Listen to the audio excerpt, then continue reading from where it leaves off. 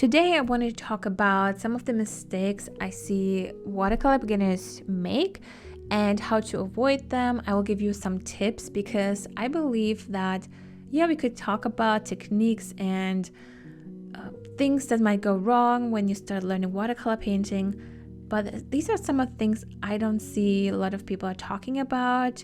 And in this video, I will also recreate some of my old paintings I did, I think almost 5 years ago, probably like at least 4, maybe 4.5, I'm not sure.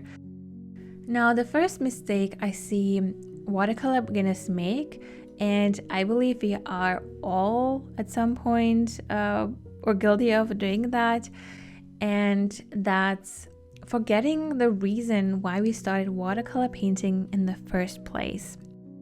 Oftentimes, we start a hobby because we want to have some more, harmony in our life, because we don't want to overwork, we don't want to, just work. We want to have something fun and relaxing to do. You start something new and it's exciting, you start playing with it, and then once you slowly start focusing on creating something for the outcome, the frustration just kicks in.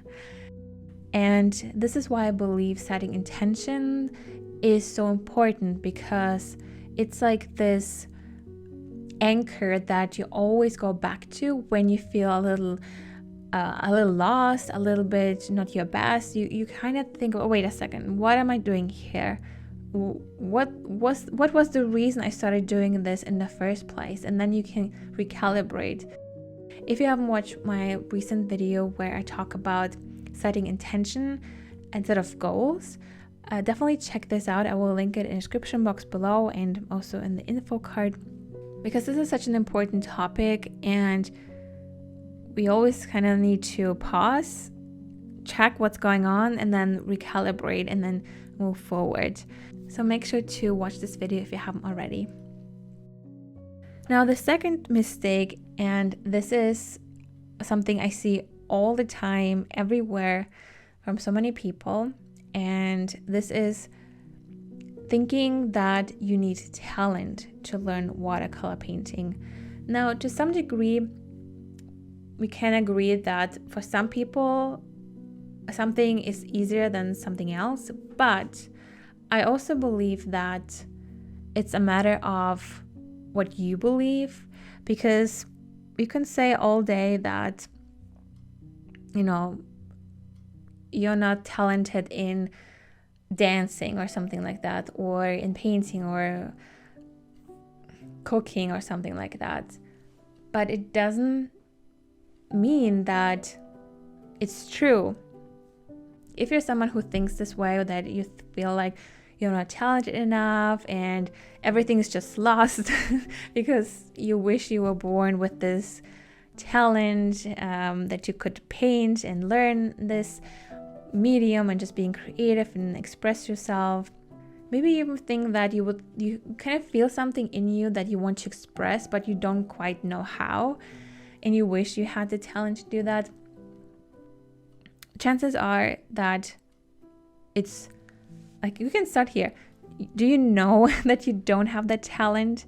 Do you know you don't have what it takes to learn it? Or do you just believe you don't have what it takes? Because I believe that, and this goes back to past experiences, when someone tells you, for example, you're just so bad at math, or you're just so bad at painting, your voice is just so annoying, and this and that, you start thinking that. You will start thinking that you're bad at something, and you will just keep telling yourself that you're so bad at something, that you're just simply not talented enough. And you will keep telling yourself, oh, I wish I was talented, I'm just not talented enough. And you continue saying that until you really, really believe that, even though it's not true. It's just something you started saying at some point, maybe from past experiences, then you kept believing that at some point, and it became your whole identity, that I'm someone who's not talented in painting. And I somehow was lucky enough, I'm not sure how this happened, but I never told myself that I was bad at something. I think because I noticed that when I start learning something that is new to me, I just tell myself, this is so much fun, it's so easy, I can do it. I've learned things in the past that I didn't know how to do, so why wouldn't I learn how to do this new thing? And I always came with this energy and intent to just have fun, to learn, and just have this, not expectation, but this commitment and just firm belief that I can learn this. It might not be easy, but who says I can't? Like, I can figure it out. I can learn, because it's really about commitment, discipline, and just practicing, and just not giving in into believing that maybe something is wrong with you. You're not talented enough that you can do it. And again, it goes back to the beginning.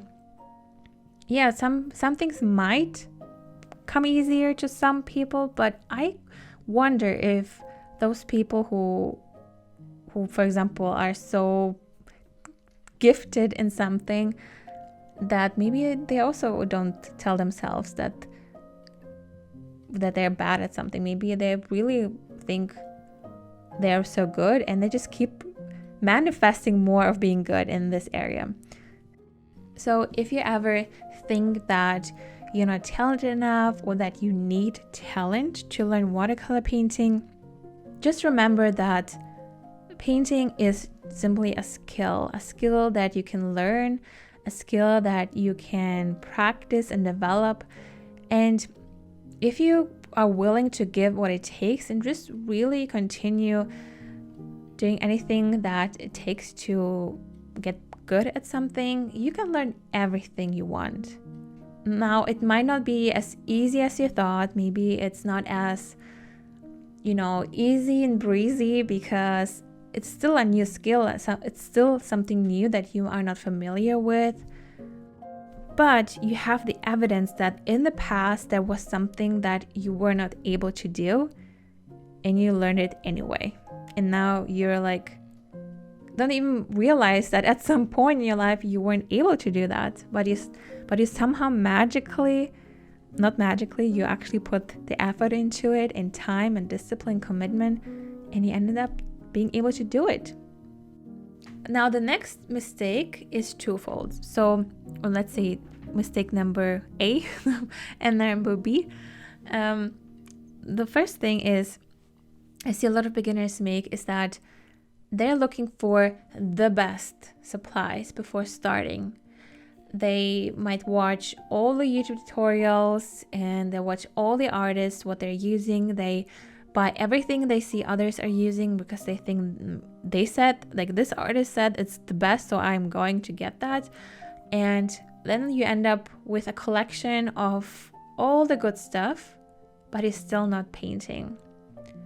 And now this is another topic, why not painting, even though you have the collection of the best supplies.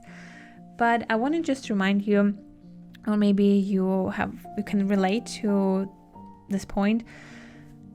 There's no such thing like the best watercolor supplies. They're good watercolor supplies, but everyone will have their own favorites, their own preferences, their own paper, paints, and brushes that they prefer using, because it just works for what they are painting. And this shouldn't be something that holds you back, or creates frustration or procrastination, or any friction in your watercolor journey, because you can start with anything. Just pick something that is considered good quality and just start. You might discover that someone said that this is the best brush and paper and whatever, but you're just not liking it because it's not something that works with what you want to paint. Or maybe you discover that you prefer a different option, and you will start developing your own preferences. Now, we always want to have the best things and the similar things that others have, because we believe that this will somehow magically improve our skills, make us feel better, or just well, if they're using, they know what they're doing, right? So we think that we need to get everything this other person has because they know what they're doing. But they're not us. They have completely different preferences, it's completely different history and story and reasons why they choose those things. And you will notice what you're drawn to more. You will notice that you might have bought all the colors someone uses, but you just use 3 of them because they're your go-to colors. This is your go-to paper, and these are your go-to brushes. And this is a good thing. It will always evolve, always change. So don't wait for magically having the best supplies. Just start with something that you have that is good quality and just develop your own preferences. Then you will have your list of the best supplies, and you won't care what any other artist or anyone else uses, because you found something that works for you. And if there is a brush that, for example, someone uses and you're intrigued what that is, you can test it out and see if you prefer, and maybe something will change. But again, there are no the best supply.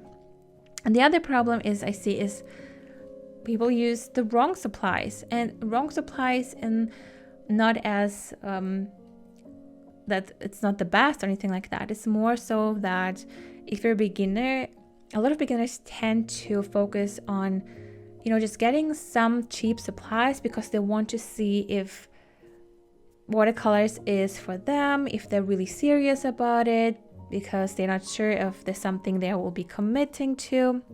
But the problem is, and I've been saying that in so many videos, is that for watercolor painting especially, you really want to have supplies that support your watercolor journey. Now, for example, if you want to learn to paint landscapes with lots of wet and wet, and you struggle with paper drying so quickly and everything's just wavy and the colors dry super uneven, then chances are you're using the wrong paper.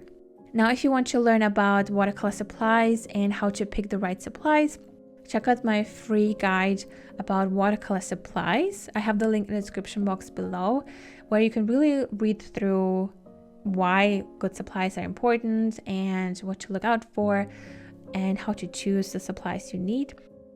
And the reason why I wanted to talk about supplies is that it's such a key ingredient in your watercolor journey, because like if you watch a tutorial on YouTube and they're using, I don't know, some Daniel Smith supplies, and you use, dollar store watercolor paints and paper and brushes, you won't get the same results. And you might be thinking, well, but I'm doing the same thing they do. I mean, how can there be a difference in the watercolors and things like that? And you start thinking that it's you that's not talented enough, that you're not skilled enough, or just something's wrong with you, but it was just your watercolor supply. So I really encourage you to download the free guide on watercolor supplies and just really understand why it's important. The next mistake I see a lot of beginners make is that even before they start learning, or maybe they've just started learning, just to tap into watercolors, they think that it takes a lot of time to paint.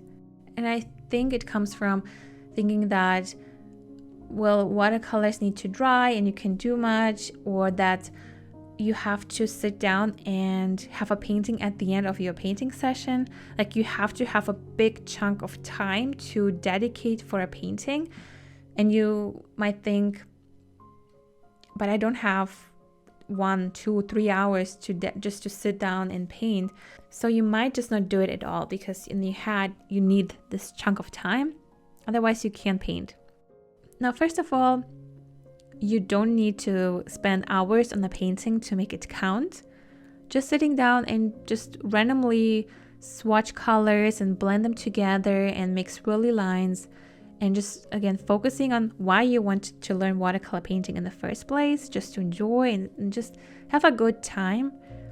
You don't have to spend hours on that to make it count. It's like when you do a 15-minute or 10-minute yoga session. You feel so amazing afterwards, and you didn't have to spend 2 hours sitting there to feel anything. So the same with watercolors, just a moment of just sitting down and just focusing on the paper and the paint and giving your brain some space.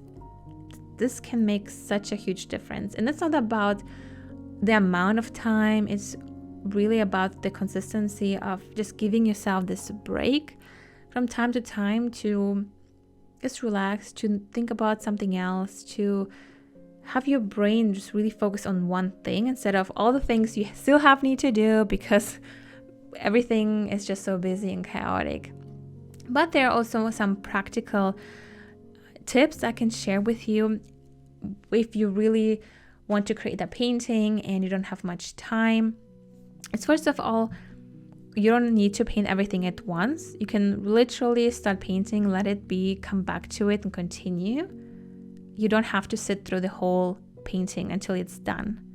The other thing is you can use smaller sheets of paper. You can divide them into different sizes. So if you have a huge block of paper, you can divide it into half, into a fourth, into as many squares you want, and use this little square to paint. Then you can also use a hairdryer just to speed up the drying process, but just make sure it doesn't make you feel like you're rushing the process either. Just really, if there's something you just want to speed up quickly, use a hairdryer. Now the other thing I see is, and I've mentioned that in the beginning, is oftentimes we start our journey in watercolor painting from a place of joy. We want to learn, we're super excited, we want to have just something fun to look forward to do in our free time. And then all of a sudden we're frustrated. And if you're someone like that, chances are you have started focusing too much on the outcome or being afraid to ruin the outcome, to ruin your supplies, to waste your time, just everything is about this outside things, the outcome. Also focusing on, again, feeling that you're not good enough and being frustrated with yourself. And I see a lot of beginners tell me that they're so afraid to put paint to paper because they're so afraid that the outcome won't turn out great. But if you look at it, you're kind of worried about a future that hasn't even happened yet. You're already so invested in a painting that you haven't yet started, and you already feel bad about it. That's why I wanted to invite you to ask yourself, what if your painting will look amazing? What if during this time you will learn something new that you didn't know? What if you've created a whole mess on paper, but you had such a great time? What if you get in such a flow state where you're just painting and painting, you can't stop, that you just have such a good time? So next time, instead of thinking about the worst case scenarios and things that could happen, think about all the possibilities that you're not allowing by just worrying. Now, the next mistake I see watercolor beginners make, and some intermediate watercolors when they're not used to that, not being patient and quitting too early. Now, the first thing is watercolor paintings go through a lot of ugly stages, especially like in the beginning. You're like, wow, the colors look so nice and it blends so nicely. But then there's this stage in the middle where everything just looks awful. You feel like, oh, this is not going anywhere. I don't know. And then you just quit because you already started judging the painting in this stage. Well, all you had to do is just finish and really see the whole picture. So next time, really remind yourself, if you catch yourself thinking, I don't think that looks good, I don't know if I should probably restart, just really allow yourself to finish it, and then you can see if you like it, if you want to tweak something. If you judge it too early, you will miss out on so much. Now, the last mistake I see watercolor beginners make, especially those who consider themselves well-watched but hardly practiced watercolor beginners, they are trying to learn everything on their own.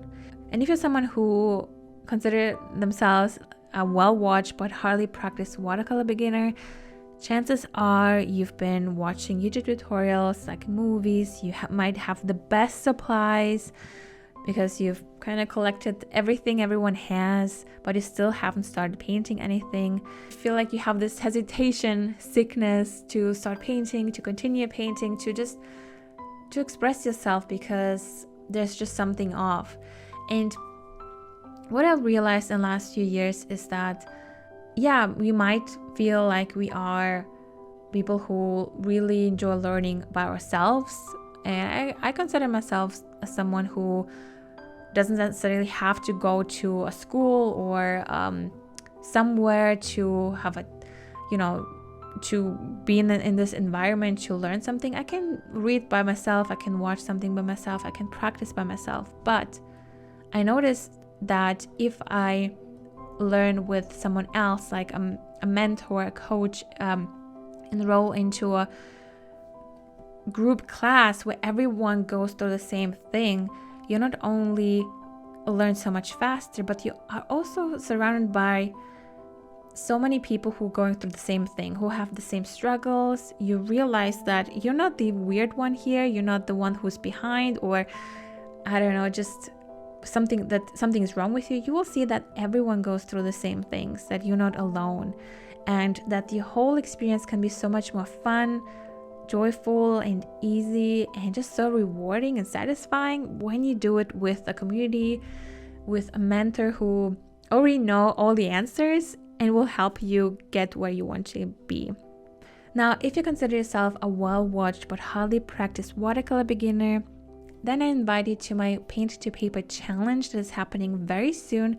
You can join the waitlist so you're the first one to know when it's happening, because I see so many people struggle with watercolor painting getting started. They're not just missing out on the magic of watercolor, but also what it enables you to do and to feel and to experience. Now, again, the link is in the description box down below, so you can join the waitlist, so I can notify you whenever it's open and we're getting started. Thank you so much for watching, and I'll see you in my next video. Take care.